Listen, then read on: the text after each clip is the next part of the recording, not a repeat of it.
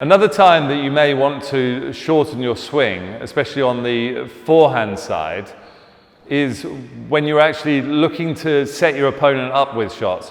So you see players quite often, Laura Massaro does it, where she actually goes into a front corner with quite a small swing, showing a straight drop shot or threatening for a straight drop shot.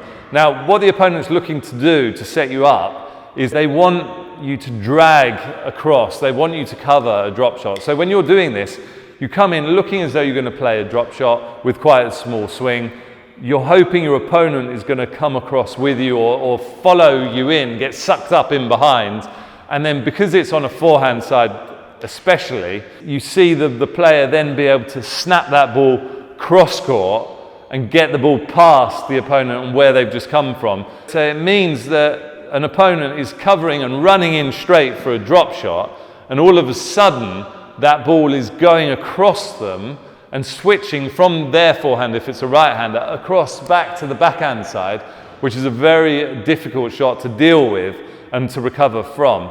So to do this well, you want to set your opponent up. You might want to actually play a couple of early drop shots in there using that counter drop, which makes the opponent really have to cover it up. And then from there, you look to use the snap of the wrist again. You come in, slightly smaller swing. You need the racket head dropping, and the racket head drops because of the snap of the wrist. And then from there, you look again to snap and whip the ball around the corner.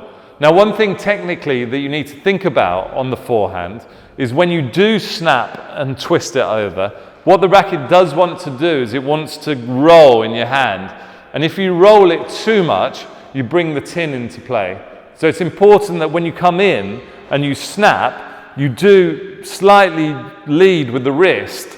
So if you watch, my wrist comes in and it actually opens the racket head slightly before I snap it across. And that drop of the wrist with the thumb pointing up again allows the racket angle to open slightly, which then means when I do snap and bring it round, it doesn't roll right over to there, it stays to there, which is enough to keep the ball safe and above the tin, yet for me to be able to punch it aggressively and attack the line of the ball through. So have a go, see if you can start to threaten, show drop shots, drag your opponent across, and then at the last second use your wrist to snap that ball cross court into the space that you've just opened up.